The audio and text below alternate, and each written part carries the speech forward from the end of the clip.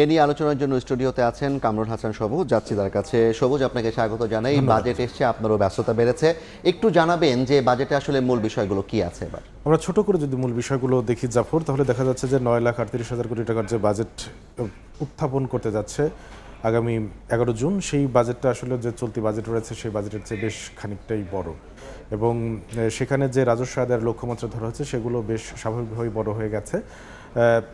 যেমন 6,95,000 কোটি টাকার যে রাজস্ব আদায়ের লক্ষ্যমাত্রা, এর ভিতরে এনবিআরের লক্ষ্যমাত্রায় ধরা হয়েছে 6,04,000 কোটি টাকা, যেটি এই বর্তমান যে 5,03,000 কোটি টাকা এখন পর্যন্ত যে লক্ষ্যমাত্রা আছে সেই লক্ষ্যমাত্রা থেকে কিন্তু আদায়, অর্থাৎ এটি এপ্রিল পর্যন্ত যে যে আদায় হচ্ছে 10 মাসে, সেটি কিন্তু মোটামুটিভাবে 1 লাখ কোটি টাকার বেশি কিন্তু ঘাটতি রয়েছে। তো সেই জায়গা থেকে আসলে সেই ঘাটতি উত্তরণ করবে, তারপরে আবার যে উচ্চ লক্ষ্যমাত্রা সেটি অর্জন করবে, সেটি কিন্তু একটি বড় ধরনের চ্যালেঞ্জের মুখে পড়বে। একই সাথে এবারও ঘাটতি বাজেট সবসময় আসলে আমাদের মতো উন্নয়নশীল দেশের ঘাটতি বাজেটই ভালো, না হলে দেখা যায় অপচয়ের পরিমাণটা বেড়ে যায় বা যে কোয়ালিটি যে এক্সপেন্ডিচার সেখানে একটু প্রশ্ন উঠে যায়। সে জিডিপি প্রবৃদ্ধি ধরা হচ্ছে 6.5%, যদিও সরকার চলতি অর্থ বছরের কিন্তু জিডিপি প্রবৃদ্ধি আশা করছে 4.4% এবং গত অর্থ বছরে কিন্তু 3.9% মতো ছিল, এবং মূল্যস্ফীতি যদি এখন 8-9-এর উপরে রয়েছে সেটি 7.5% নামিয়ে আনতে চায় সরকার।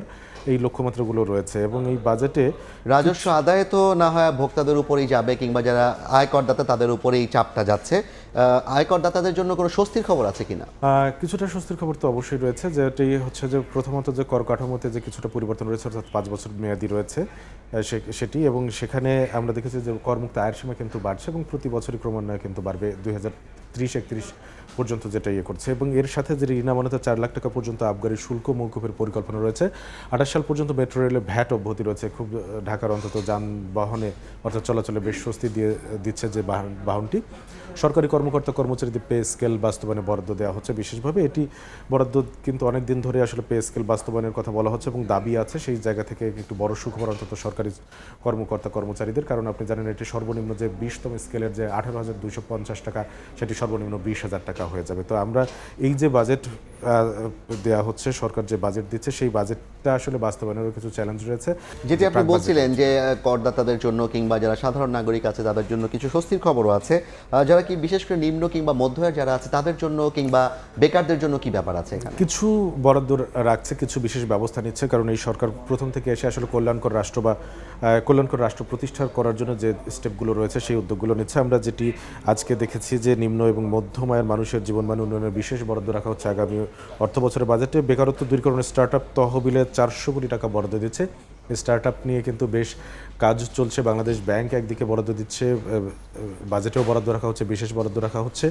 বিনা জামানতে তরুণ উদ্যোক্তারা পাবেন সর্বোচ্চ 10 লাখ টাকা পর্যন্ত ঋণ। এটি কিন্তু উদ্যোক্তা তৈরি এবং হচ্ছে যে বিজনেস যে ইকোসিস্টেমটা তৈরি করতে খুব ভূমিকা রাখবে বলে এই জায়গাটাতে বিশেষ নজর দেওয়া হচ্ছে, এবং আস্থা ফেরাতে পুঁজিবাজার ঢেলে সাজানোর পরিকল্পনা করা হচ্ছে। আস্থা ফেরাতে পুঁজিবাজার ঢেলে সাজানোর পরিকল্পনা, এটি আসলে পরিকল্পনা, কিংবা আমরা দেখেছি যে অন্তর্বর্তী সরকারের সময় কিন্তু যে টাস্ক ফোর্স গঠন করা সব কিছুই করা হয়েছে, কিন্তু আসলে বিনিয়োগকারী, বিশেষ করে সাধারণ বিনিয়োগকারীরা আস্থা ফেরেন, এবং যেখানে বরাবরই বলা হচ্ছে আসলে যেগুলো লাভজনক প্রতিষ্ঠান রয়েছে, বিশেষ করে সরকারি অংশীদারিত্ব রয়েছে, সেই সব প্রতিষ্ঠানগুলোকে আসলে পুঁজিবাজারে তালিকাভুক্ত করতে হবে। এটি যদি করা হয় তাহলে যে পুঁজিবাজার ঢেলে সাজানোর পরিকল্পনা, সেই পরিকল্পনাটা কিছুটা বাস্তবায়নমুখী হবে। এবং একজন ধরেই আসলে পুঁজিবাজার এই ঢেলে সাজানো কিংবা ভালো করার কথা আমরা শুনছি, এটি যদি আসলেই ভালো করার সুযোগ তৈরি করা যায় তাহলে ভালো কোম্পানিকে তালিকাভুক্ত করতে হবে। জি, আপনাকে ধন্যবাদ সবুজ।